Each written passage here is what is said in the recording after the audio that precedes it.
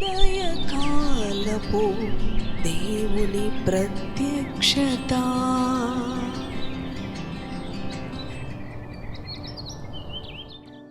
Praise the lord, హల్లెలూయా. దేవునికి స్తోత్రం. ప్రభునందు ప్రియ దేవుని బిడ్డలారా, ప్రభు యొక్క అత్యంత కృపను బట్టి మరి యొక్క ఉదయకాల దేవుని ప్రత్యక్షపు వాక్కులోనికి వచ్చి ఉన్నాము. దేవుని యొక్క వాక్యము వినుట ద్వారా, ధ్యానించుట ద్వారా మన జీవితాలకు నెమ్మది కలుగుతూ ఉన్నది. ఈ ఉదయకాలం ప్రభు మనతో కీర్తనలు 119వ అధ్యాయము 143, 44 వచనాలను చదువుకుందాం.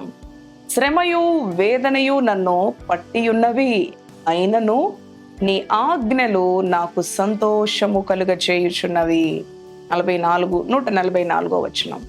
నీ శాసనములు శాశ్వతమైన నీతి గలవి, నేను బ్రతుకున్నట్లు నాకు తెలివి దయచేయుము. హల్లెలూయా. దేవునికి స్తోత్రం. అవును ప్రియ దేవుని బిడ్డలారా, ఆయన శాసనములు శాశ్వతమైన నీతి గలవి. అవి మనము బ్రతుకున్నట్లుగా మనకి తెలివిని, జ్ఞానమును కలుగు చేసే దేవుని శాసనములు ఎన్నడూ మనము మరువకుండా ఉండాలి ప్రియ దేవుని బిడ్డలారా.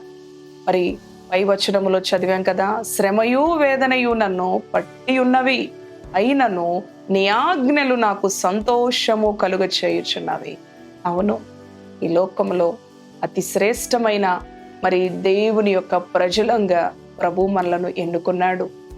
ఏ శ్రమ, ఏ వేదన మనలను పట్టి విడుస్తున్నప్పటికీ, మనలను మరి బాధకు, శ్రమకు, నొప్పికి గురి చేస్తున్నప్పటికీ, ఆయన ఆజ్ఞలు, ఆయన శాసనములు మనకి సంతోషాన్ని కలుగు చేస్తాయి, మనకి నెమ్మదిని కలుగు చేస్తాయి, మన దుఃఖములో మనకి నెమ్మదిని కలుగు చేస్తాయి. ప్రియ దేవుని బిడ్డలారా, నిజంగా ఆయన బిడ్డలంగా పిలువబడుతున్న మనము ఎంత ధన్యులం. దేవుని వాక్యాన్ని మనము కలిగి ఉన్నాము. జీవము కలిగిన ఈ పరిశుద్ధ గ్రంథములో ఈ దేవుని వాక్యము ద్వారా అనుదినము ప్రభు మనతో మాట్లాడుతూ ఉన్నాడు. ఆయన మనలను దర్శిస్తూ ఉన్నాడు. ఆయన ఆకాశ మహాకాశాలు పట్టజాలని గొప్ప దేవుడు. ప్రతి హృదయములో కూడా ప్రతి వారి యొక్క వేదన, బాధను ఆయన దృష్టించే దేవుడు. ప్రతి వారి కన్నీటిని ఆయన చూసే దేవుడు. ఎంతో మంది నా కన్నీరు ఎవరికి తెలుసు, ఎవరు నన్ను అర్థం చేసుకుంటారు. దావీదు భక్తుడు కూడా కన్నీటితో నా పరుపు తేలజేయ చేయుచున్నాను అని అంటూ ఉంటాడు. కన్నీరు కారుస్తూ తన పరుపు. ప్రియ దేవుని బిడ్డలారా, ఎంతో మంది కూడా వారు దుఃఖిస్తూ ఉన్నప్పుడు వారి యొక్క పిల్లోస్ కూడా వారి కన్నీటి చేత తడిచిపోతూ ఉంటాయి.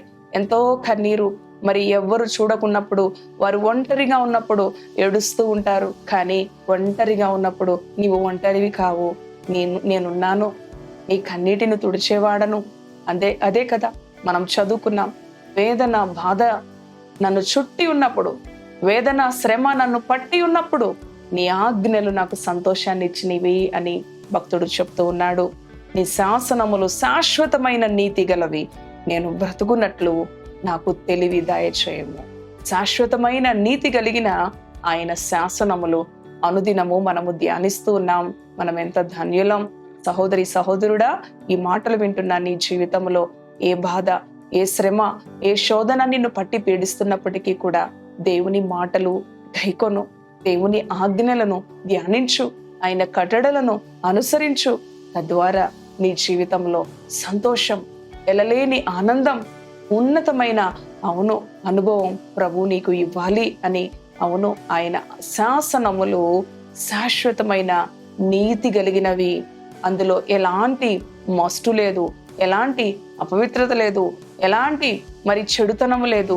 అవి శాశ్వతమైన నీతి కలిగినవి కనుక అవి మనకి జీవాన్ని ఇస్తూ ఉన్నాయి. మనము బ్రతుకున్నట్లు ఆయన శాసనములు మనకి తెలివిని, మనకి జ్ఞానమును, మన జీవితము ఏ విధంగా నడిపించుకోవాలి, మన కుటుంబ జీవితాన్ని, మరి కుటుంబ భారమును, భవిష్యత్తు గురించిన ఆలోచనలను, ప్రియ దేవుని బిడలారా, ప్రతిదీ కూడా ఆయన శాసనముల ద్వారా నీవు బ్రతుకున్నట్లు ఆయన నీకు తెలివిని అనుగ్రహించే దేవుడు. ఎవరితో ఏ విధంగా సంబోధించాలి, ప్రవర్తించాలి, మాట్లాడాలి. అయ్యా, నేను పలానా వ్యక్తిని కలవబోతూ ఉన్నాను, మరి పలానా పని మీద నేను వెళ్ళబోతూ ఉన్నాను, నాకు తెలివిని దయచేయి. నేను బ్రతుకున్నట్లు నా బ్రతుకుకి, నా జీవితానికి ఎలాంటి హాని కలగకుండా, ఎలాంటి నష్టం కలగకుండా, ఎలాంటి శోధన వాటిల్లకుండా నీ కృపతో నేను బ్రతుకున్నట్లు, అవును, శాశ్వతమైన నీతి కలిగిన నీ శాసనములు నేను బ్రతుకున్నట్లు నాకు తెలివిని దయచేస్తాయి.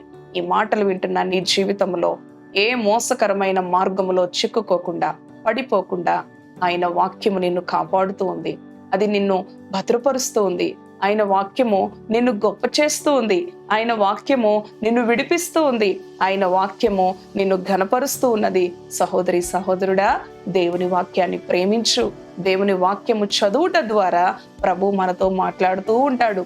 అవును, మనము ప్రార్థించుట ద్వారా ప్రభుతో మనము మాట్లాడే అనుభవం కనుక నీ జీవితంలో ఎప్పటికీ కూడా దేవుని వాక్యము, ప్రార్థన, ఇవి రెండు నీ శ్వాసగా, నీ ఊపిరిగా మారిపోవాలి.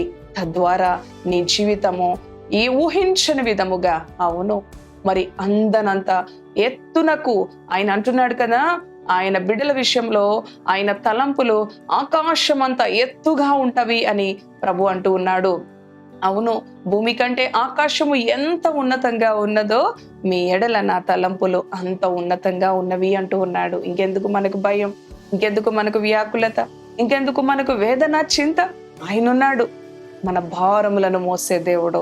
దేవుని వాక్యమును గైకొందాం, వాక్యాన్ని ధ్యానిద్దాం, వాక్యాన్ని ప్రేమిద్దాం, వాక్యానుసారంగా జీవిద్దాం. తలలు వంచండి, ప్రార్థన చేసుకుందాం.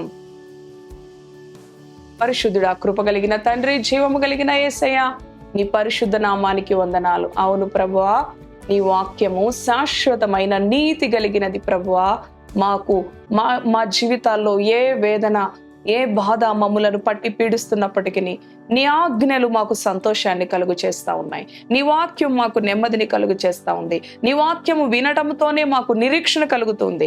జీవితం మీద ఆశ వదిలేసుకున్నప్పుడు నీ వాక్యము వినిన వెంటనే మా జీవితాలలో మరలా చిగురింప చేసే ఆశ. అవునయ్యా, ఎండిన జీవితాలను, మూడుబారిన జీవితాలను చిగురింప చేసే జీవము కలిగిన వాక్యమయ్యా నీది.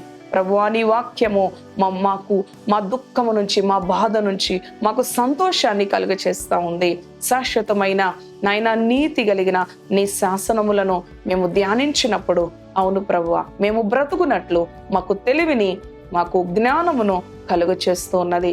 కనుక ఈ లోకములో నిన్ను ప్రభువా ప్రేమించే బిడలంగా, నీ ఆజ్ఞలు గైకొనే బిడలంగా, నీ వాక్యానుసారంగా జీవించే బిడలంగా మేము ఉన్నప్పుడు ఏ బాధ, ఏ వేదన, ఏ భయము, అవును ప్రభువా, మరణ భయము, ఏ రోగ భయము, ఏ ఆర్థిక భయము ప్రభువా, ఏ భవిష్యత్తు గురించిన భయం ఎంత మాత్రము నీ బిడలకు హాని చేయదు.